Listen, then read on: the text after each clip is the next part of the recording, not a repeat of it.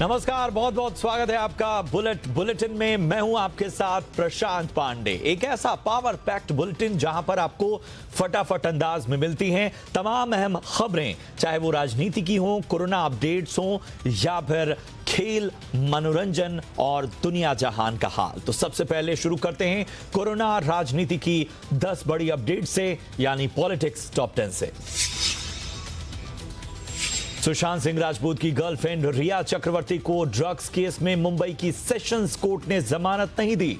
Court ने सभी 6 आरोपियों की जमानत याचिका खारिज कर दी। आरोपियों में रिया, उसका भाई शौविक, दीपेश सावंत, सैमुअल मिरांडा, जैद, बासित परिहार शामिल हैं। अब रिया 22 सितंबर तक मुंबई के भाई खला जेल में ही रहेंगी। अब रिया की बेल के लिए उनके वकील हाईकोर्ट का दरवाजा खटखटाएंगे। आज जेल में रिया का तीसरा दिन है। एनसीबी की पूछताछ में सामने आया था कि रिया और उनके भाई के कई ड्रग्स पैडलर से संबंध थे। रिया और शौविक पर ड्रग्स की खरीद फरोख्त के आरोप हैं।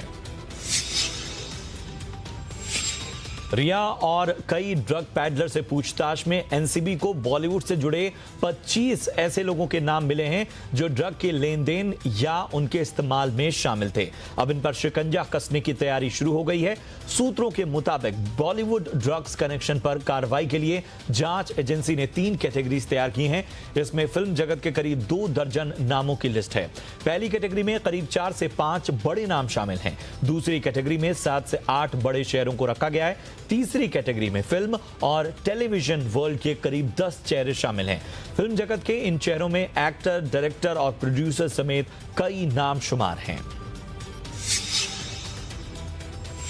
कंगना रनौत और ठाकरे सरकार के बीच जारी विवाद थमने का नाम नहीं ले रहा। दोनों तरफ से जुबानी जंग जारी है। शिवसेना नेता संजय राउत ने कंगना पर एक बार फिर हमला बोला। उन्होंने कहा कि कंगना ने महाराष्ट्र के मुख्यमंत्री के बारे में जो बोला वो राज्य की 11 करोड़ जनता ने सुना। वहीं कंगना ने ट्वीट कर सोनिया गांधी से मामले पर कुछ बोलने को कहा है। इस बीच केंद्रीय सामाजिक न्याय मंत्री रामदास अठावले ने कंगना से मुलाकात की। कल बॉम्बे हाईकोर्ट में हुई सुनवाई में बीएमसी ने अपना पक्ष रखते हुए कहा था कि उसके कानून का उल्लंघन नहीं हुआ है। इस मामले में अगली सुनवाई 22 सितंबर को होगी। कोरोना के नए केस के मामले में भारत दुनिया भर में नंबर 1 हो चुका है। बीते 24 घंटे में भारत में रिकॉर्ड 96,000 से ज्यादा केस दर्ज हुए हैं। कोरोना के एक दिन के आंकड़ों की तुलना करें तो भारत अमेरिका से 3 गुना ज्यादा है। फिलहाल देश में कोरोना के कुल संक्रमितों की संख्या 45 लाख के पार पहुंच चुकी है। रात की बात है कि कोरोना को मात देकर 35 लाख से ज्यादा मरीज ठीक हो चुके हैं। देश भर में कोरोना के कुल एक्टिव मरीजों की संख्या 9,43,000 के पार है और अब तक इस वायरस से 76,000 से ज्यादा लोगों की जान जा चुकी है। देश में कोरोना के रिकॉर्ड केस में 5 राज्यों की अहम भूमिका है। पहले नंबर पर महाराष्ट्र है जहां करीब 10 लाख केस हैं। दूसरे नंबर पर आंध्र प्रदेश है जहां 5 लाख से ज्यादा केस हैं। तीसरे पायदान पर तमिलनाडु है जहां 4,81,000 से ज्यादा केस हैं। चौथा नंबर कर्नाटक का है, यहां पर कुल केसेस की संख्या 4,22,000 से ज्यादा है। 5वां नंबर उत्तर प्रदेश का है जहां कुल वायरस संक्रमितों की संख्या 2,85,000 से ज्यादा है। देश में कोरोना के मामले तेजी से बढ़ रहे हैं। इस बीच आईसीएमआर ने पूरे देश में कराए गए पहले दौर के सीरो सर्वे के नतीजे जारी किए हैं। उसके मुताबिक काफी हैरान करने वाले नतीजे सामने आए हैं। आईसीएमआर के मुताबिक सीरो सर्वे से पता चला है कि मई तक देश में करीब 64 लाख लोग कोरोना वायरस से संक्रमित हो चुके थे। ये एक अनुमान है। उस वक्त कोरोना के कंफर्म आंकड़े जो कि टेस्ट के जरिए थे वो सिर्फ 2.25 लाख थे। आईसीएमआर ने सीरो सर्वे 17 राज्यों में कराया था।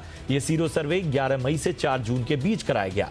उस वक्त देश में लॉकडाउन लागू था और बड़ी संख्या में मजदूरों का पलायन हो रहा था। सुप्रीम कोर्ट ने कोरोना मरीजों के लिए सभी राज्यों को एम्बुलेंस किराए की एक वाजिब दर तय करने के आदेश दिए हैं। इसके साथ ही कोर्ट ने कहा है कि सभी राज्यों को कोरोना मरीजों के लिए हर जिले में पर्याप्त संख्या में एम्बुलेंस की व्यवस्था करनी होगी। सुप्रीम कोर्ट ने कहा है कि कोरोना के मद्देनजर केंद्र सरकार ने जो निर्देश जारी किए हैं उन निर्देशों का सभी राज्यों को पालन करना होगा। सुप्रीम कोर्ट में कोरोना के नाम पर एम्बुलेंस की ऊंची कीमत वसूले जाने के खिलाफ याचिका दाखिल की गई थी। फार्मा कंपनी एस्ट्राजेनेका ने दावा किया है कि कंपनी के वैक्सीन का क्लिनिकल ट्रायल रोके जाने के बावजूद वैक्सीन इस साल के अंत तक आ सकती है। कंपनी की ओर से जारी बयान में कहा गया है कि इस साल के अंत तक या अगले साल की शुरुआत में वैक्सीन आ जाएगी। कंपनी के सीईओ पास्कल सोरियट ने कहा कि यह बात इस पर निर्भर करती है कि रेगुलेटर कंपनी तेजी से आगे बढ़ते हैं। कंपनी ने बुधवार को वैक्सीन का क्लिनिकल टेस्ट रोक दिया था। टेस्ट के दौरान वैक्सीन लेने वाले एक शख्स के बीमार पड़ने के बाद परीक्षण रोकने का कदम उठाया गया। प्रधानमंत्री नरेंद्र मोदी ने आज 21वीं सदी में स्कूली शिक्षा पर एक सम्मेलन को संबोधित किया। पीएम ने कहा कि राष्ट्रीय शिक्षा नीति नए भारत की नई उम्मीदों की नई आवश्यकताओं की पूर्ति का माध्यम है। साथ ही पीएम ने यह भी कहा कि नई शिक्षा नीति के पिछले 4-5 वर्षों की एक कड़ी मेहनत का नतीजा है। हर क्षेत्र, हर विधा, हर भाषा के लोगों ने इस पर दिन रात काम किया है। नई राष्ट्रीय शिक्षा नीति भी नए भारत की नई उम्मीदों की नई आवश्यकताओं की पूर्ति का एक सशक्त माध्यम है। लद्दाख में सीमा विवाद दूर करने के लिए भारत और चीन की ओर से मॉस्को में जारी संयुक्त बयान पर विपक्षी नेता ने सवाल खड़े किए हैं। कांग्रेस के पूर्व अध्यक्ष राहुल गांधी ने कहा है कि चीन ने हमारी जमीन हड़प ली है। राहुल गांधी ने मोदी सरकार पर तंज कसते हुए कहा कि क्या वो लद्दाख में चीन द्वारा हड़पी गई जमीन को भी एक्ट ऑफ गॉड बताकर पीछा छुड़ा लेगी। राहुल गांधी ने यह बयान वित्त मंत्री निर्मला सीतारमण पर तंज कसते हुए कहा। कल मॉस्को में हुई बैठक में विदेश मंत्री डॉक्टर एस जयशंकर ने चीन से कहा था कि वो लद्दाख में अप्रैल से पहले वाली स्थिति बहाल करे। और अब कारोबार की दुनिया की खबरें। स्टॉक मार्केट में लिस्टेड स्मॉल कैप और मिड कैप कंपनियों के अच्छे दिन आने वाले हैं। मार्केट रेगुलेटर सेबी के ताजा आदेश के मुताबिक म्यूचुअल फंड्स को अपने मल्टी कैप फंड का 50% हिस्सा मिड कैप और स्मॉल कैप कंपनियों में लगाना होगा। नए नियमों के मुताबिक हर मल्टी कैप फंड का 25% हिस्सा स्मॉल कैप और 25% हिस्सा मिड कैप कंपनियों के शेयर खरीदने पर खर्च होगा। सेबी के मुताबिक फिलहाल फंड हाउसेस से मल्टी कैप फंड में करीब 1,40,000 करोड़ रुपए हैं। ऐसे में उन्हें 70,000 करोड़ रुपए छोटी और मझोली कंपनियों के शेयरों में लगाना होगा। सप्ताह के अंतिम दिन बाजार में काफी उतार चढ़ाव देखने को मिला। खरीदारी में दिलचस्पी नहीं होने से बाजार का सेंटीमेंट कमजोर रहा, लेकिन इस उतार चढ़ाव के बावजूद बाजार हल्की बढ़त लेने में कामयाब रहे। निफ्टी 15 अंकों की हल्की बढ़त के साथ 11,460 के पार बंद हुआ। सेंसेक्स भी 14 अंकों की तेजी के साथ बंद हुआ। आज आईटी और रियल्टी शेयरों में तेजी देखने को मिली। रूट मोबाइल के आईपीओ को शानदार रिस्पांस मिला है। आज आईपीओ 73 गुना सब्सक्राइब होकर बंद हुआ। Route Mobile cloud communication company है। ये आईपीओ से 600 करोड़ रुपए जुटा रही है।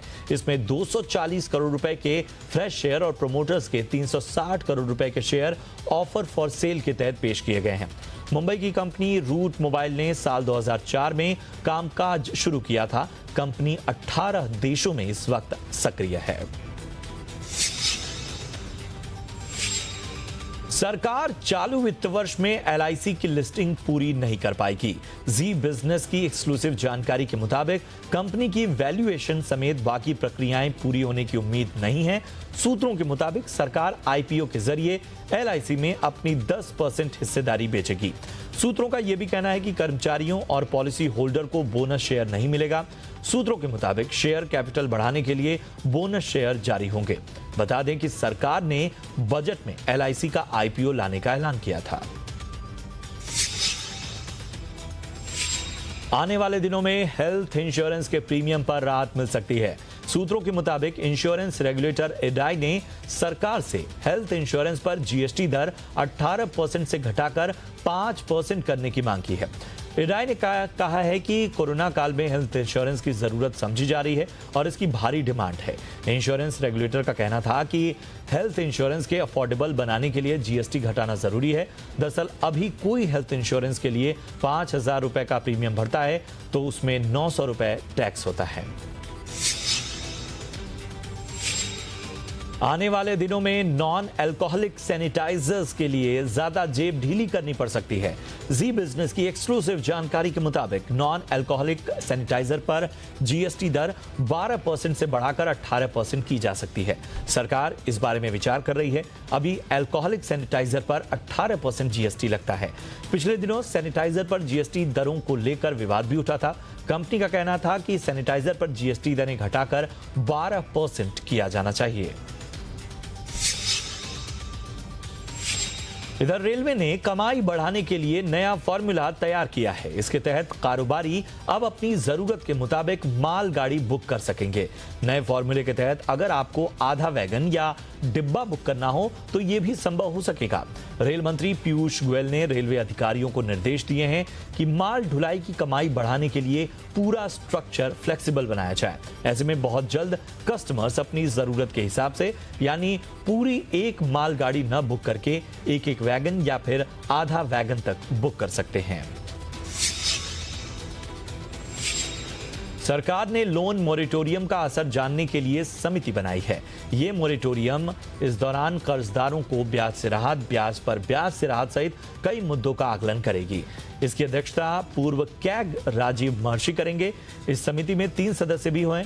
वित्त मंत्रालय के मुताबिक ये समिति 1 सप्ताह में अपनी रिपोर्ट देगी। वित्त मंत्रालय ने कहा है कि लॉकडाउन अवधि के ब्याज को लेकर सुप्रीम कोर्ट में चल रही सुनवाई में कई तरह की चिंताओं को उठाया गया। यह समिति उन्हीं चिंताओं का अध्ययन करेगी। सुप्रीम कोर्ट ने मोरेटोरियम अवधि 28 सितंबर तक के लिए बढ़ाई है। मौजूदा वित्त वर्ष यानी 2020-21 में भारत के जीडीपी में 9% की गिरावट आ सकती है। रेटिंग एजेंसी क्रिसिल ने यह अनुमान जारी किए हैं। रिपोर्ट के मुताबिक कोरोना संक्रमण अब भी अपने पीक पर नहीं पहुंचा है। रिपोर्ट में कहा गया है कि अगर भारतीय अर्थव्यवस्था में 9% की गिरावट आती है तो ये 1950 के बाद अब तक की सबसे बड़ी गिरावट होगी।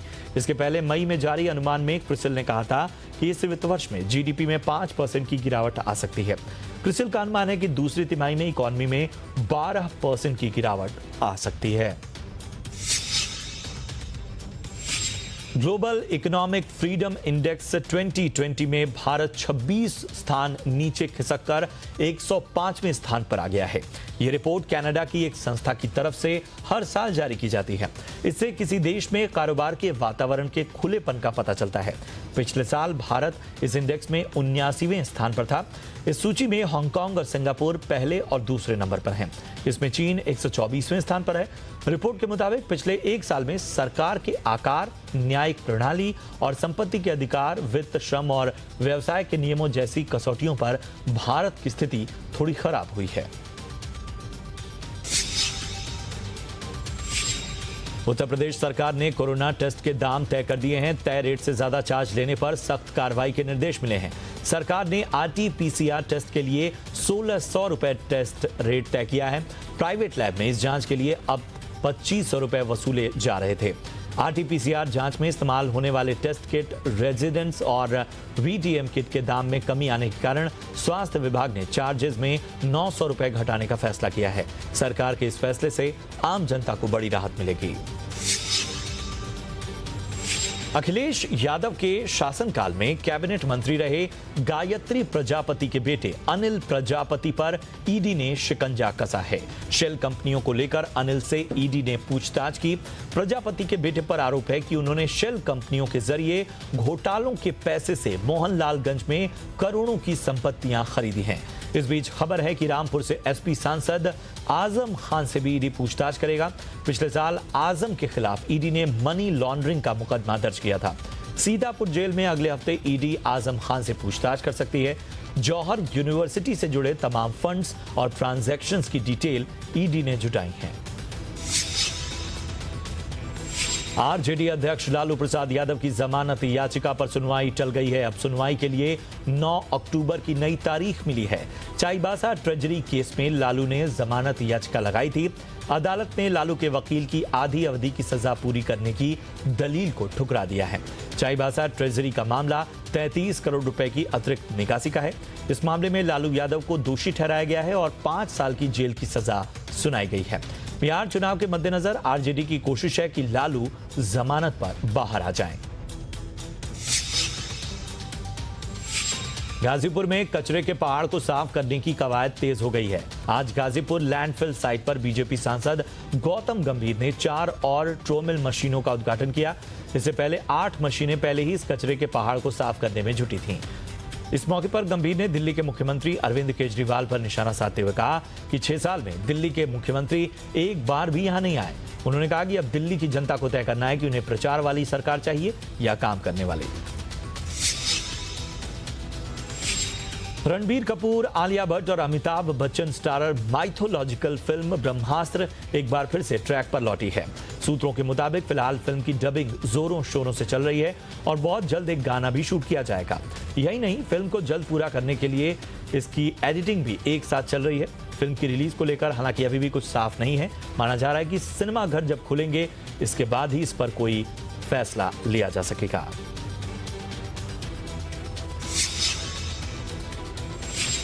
परेश रावल को नेशनल स्कूल ऑफ ड्रामा का नया अध्यक्ष बनाया गया है। परेश ने अपनी नई जिम्मेदारी पर कहा है कि उनका फोकस ज्यादा से ज्यादा थिएटर स्पेस बढ़ाने को लेकर है। यहां तक कि मुंबई को भी 5 से 6 पृथ्वी थिएटर की जरूरत है। परेश रावल का मानना है कि थिएटर का जादू अलग तरह का होता है। बहुत से एक्टर्स थिएटर से फिल्मों में आते हैं, लेकिन बहुत से ऐसे कलाकार होते हैं जो फिल्में छोड़कर थिएटर में रम जाते हैं। उनका खुद का ही मानना है कि वो स्टेज की एक्टिंग को ज्यादा पसंद करते हैं। फेमस फिल्म मेकर और फराह खान के भाई साजिद खान एक बार फिर गलत वजहों से सुर्खियों में हैं। मुंबई में रहने वाली डिम्पल पॉल नाम की एक भारतीय मॉडल ने उन पर उत्पीड़न का आरोप लगाया है। मॉडल का कहना है कि अपनी फिल्म हाउसफुल में रोल देने के नाम पर साजिद ने उन्हें गलत तरीके से छूने की कोशिश की थी, जबकि तब वो नाबालिग थी। डिम्पल ने लिखा कि जब मीटू मूवमेंट शुरू हुआ था, बहुत से लोगों ने साजिद खान के बारे में बात की थी, लेकिन वो हिम्मत नहीं कर सकी क्योंकि उनका कोई गॉडफादर यहां पर नहीं था और परिवार के भरण पोषण के लिए उन्हें चुप रहना पड़ा। मद्रास हाईकोर्ट ने संगीतकार AR रहमान को नोटिस जारी कर इनकम टैक्स से जुड़े मामले में स्पष्टीकरण मांगा है।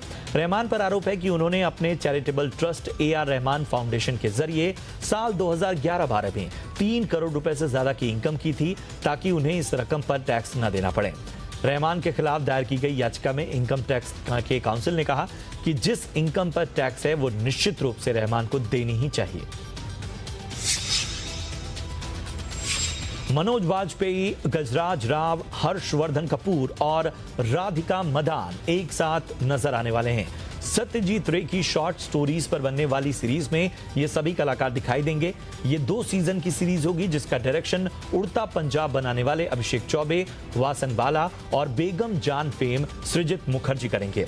सीरीज का टाइटल एक्स-रे रखा गया है, जिसमें कई कहानियां होंगी। ये सीरीज नेटफ्लिक्स के लिए बनाई जा रही है।